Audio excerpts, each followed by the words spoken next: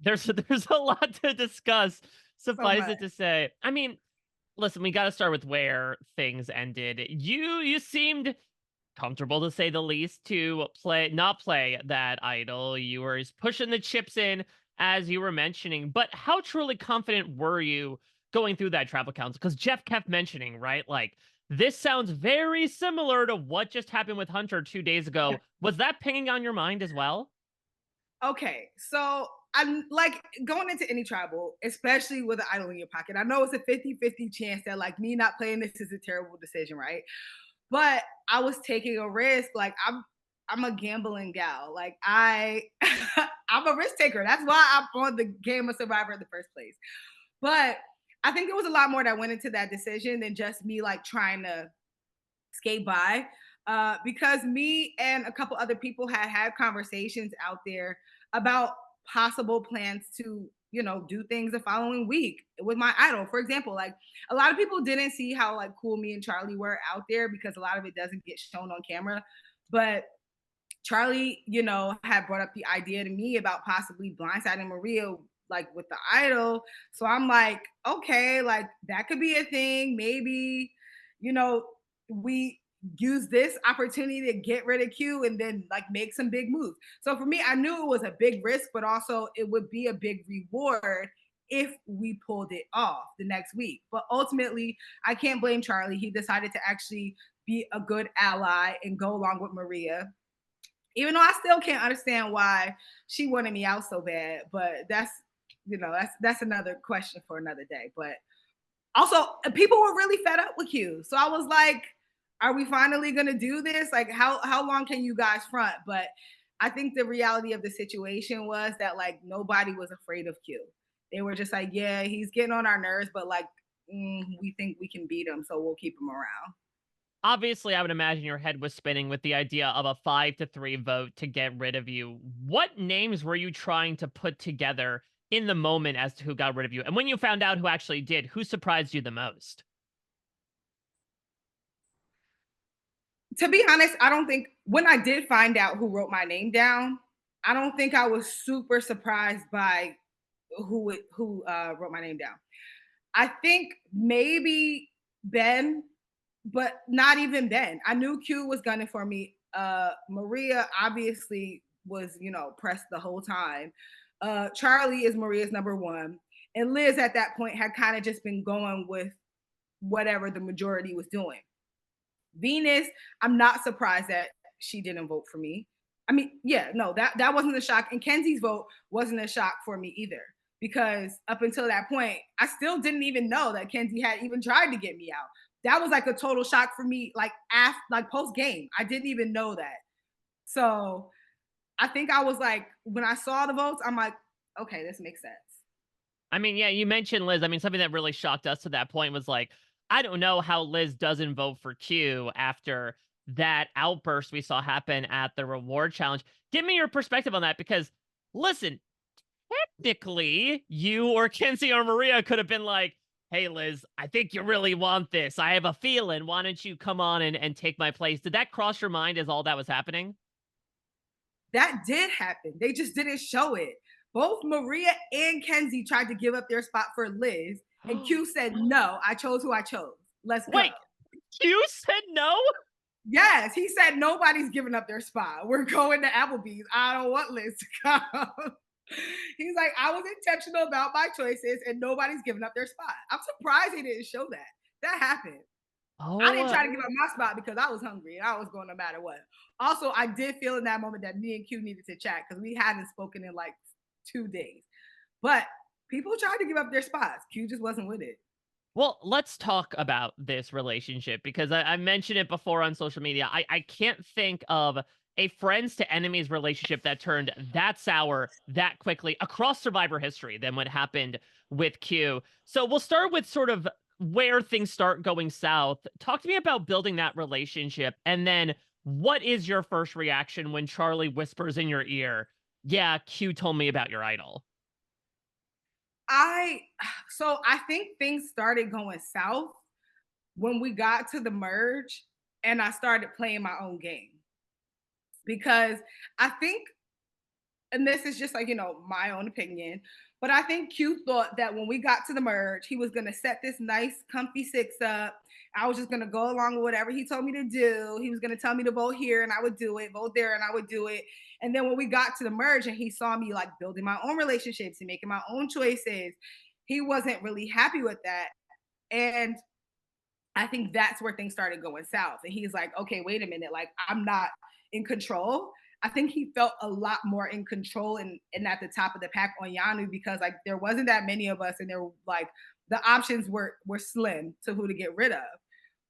And it Mm, was a complete shock to me when Charlie told me about that because up until that point, despite the fact that like Q and I had gone back and forth many times, it definitely felt like almost like a familial back and forth, right? Like you have your disagreements, I have my disagreements, or we don't necessarily see eye to eye, but we come together, we talk about it, we figure out, we move forward. Like when I found out that he had backstabbed me at that point with so many people left in the game, I'm like, okay, this man has lost his mind. You just blew up our perfect positioning on the tribe for no reason. mm. So then, I was yeah, shocked. I mean, yeah, to your point, you had mentioned that you two kind of stayed in your separate corners for last episode, with the exception of challenges at Tribal Council, which you definitely talked at each other. I mean, how tough was that for you to manage? Because you had a moment after that, persistence challenge early on where you're like, I kind of need to temper my emotions a bit just because of the way I can be perceived by my competition. Did that sort of come to mind for you in that moment as well, where it's like, not only is this still a guy in the game, but like, people are also watching me react to this guy? Hmm.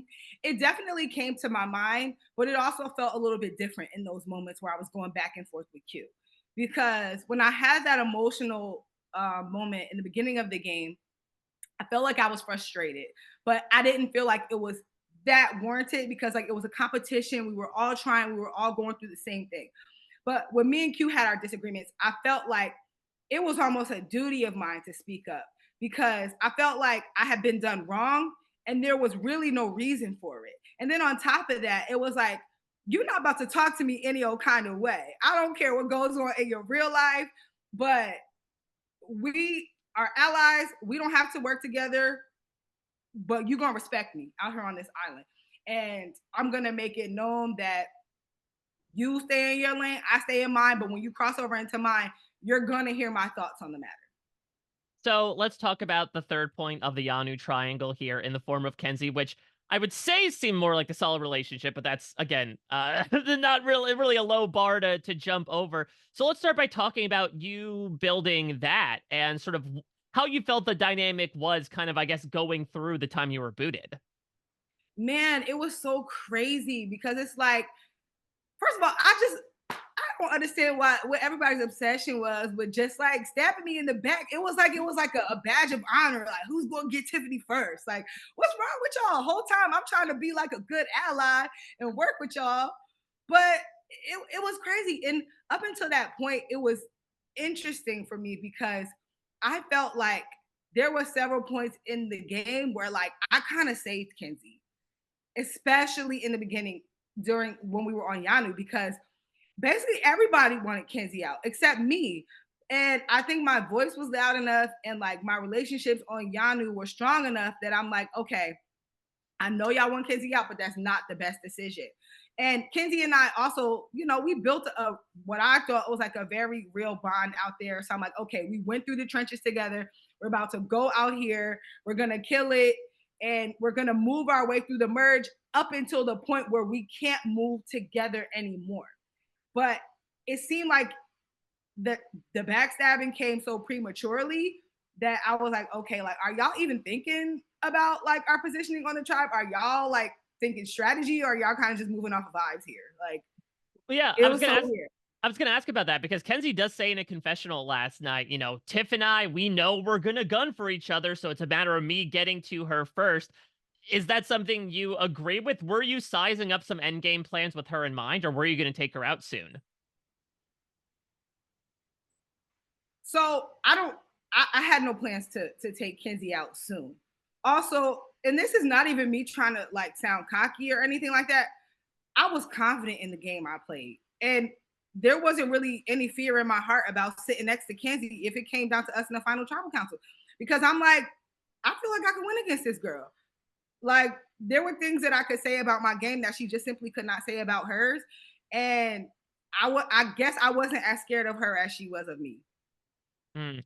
I mean, you were speaking about, I guess, some plans involving Charlie and your idol, because it's interesting. We had you say the past couple of episodes, I need to get this off my back. I don't want to be a target because of this. I'll just get rid of the idol.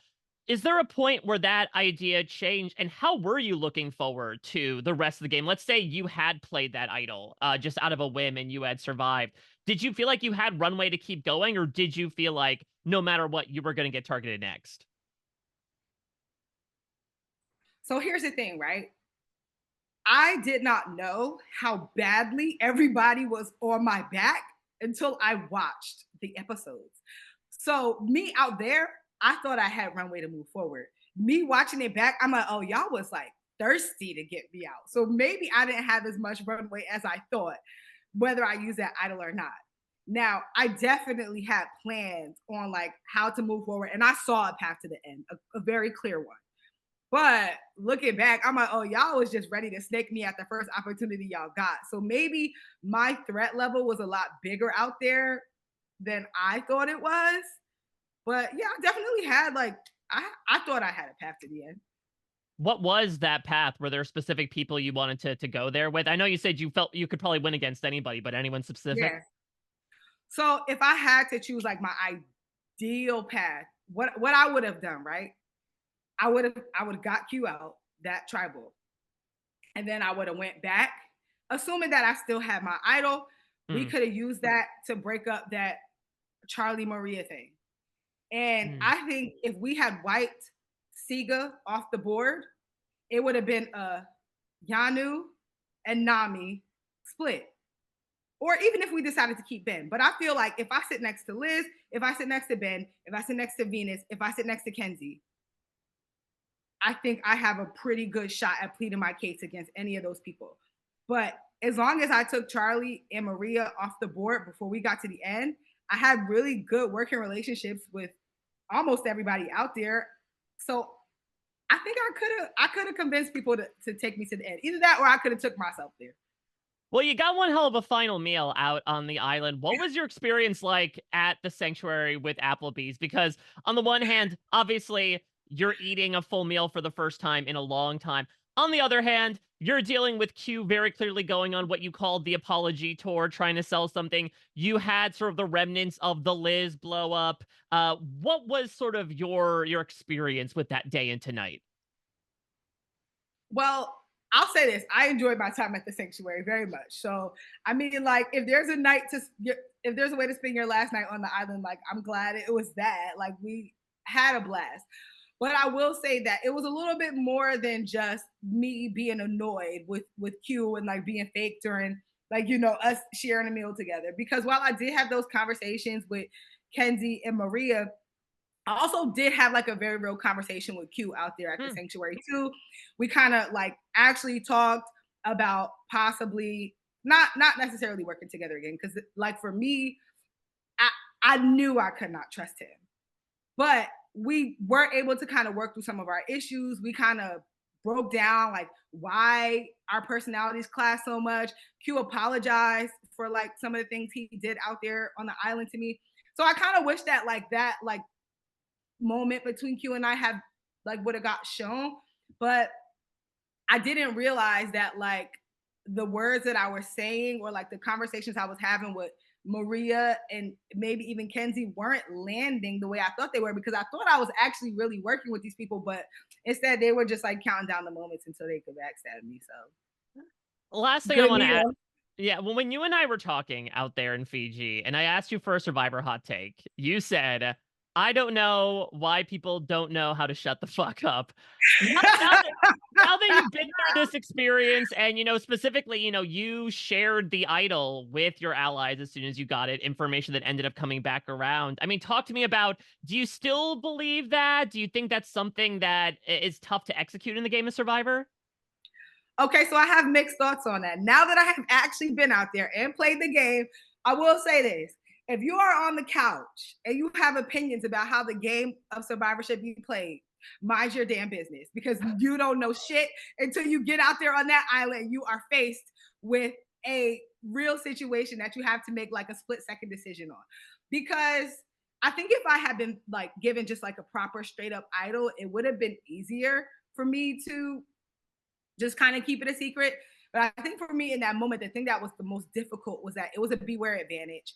And it was a beware advantage that caused me to lose my vote. Mm. So in that moment, not only do I need people behind me, because they're going to find out about this one way or another, whether or not I tell them, because God forbid I hadn't gotten the idol, right? Now I go to tribal, I don't have a vote. And if I keep that information from my two closest allies, they're going to find out when I don't cast a vote. And now I look sneaky. So, and then on the flip side of it, they did kind of provide that buffer time for me to go out and be solving this puzzle and running around the island to find this thing 15 minutes before we left for tribal council. Had I not told them, maybe Q wouldn't have been so willing to like, provide that shield. Like at one point, he like took everybody to the well and had like this random conversation to distract people while I like ran to the other island to find my idol. I mean the key to get the idol out of the box. So it's a little different when you're faced with obstacles that like will either impede you or help you. In that moment, my allies helped me. Now, should I have been more strategic about the way I managed that after they found out about it? Probably. But I don't think there was a path where I could have avoided telling them that wouldn't have automatically put a target on my back. Mm. And that's why I love getting the chance to talk with you. Is I think again you are so like open and thinking about the game, but then you also provide like some fantastic trademark bluntness and like yeah, sit on the couch and shut the f up. You don't know what you're talking about. I always enjoy um, getting the chance to like talk with you, seriously, Tiff. like you don't know shit until you get out there. I always love getting the chance to talk with you. I'm sorry that, we're not talking in a few weeks' time when I'm congratulating you, but I do want to congratulate you for being such a fun character, being such a big player. Like you said, what a way to go out. And I'm so happy I got the chance to talk with you again today. Thank you so much. This is great. Of course, all the best to you and yours. And I'm sure we'll be talking soon, Tiff. Take care. Appreciate it. You too. Bye bye.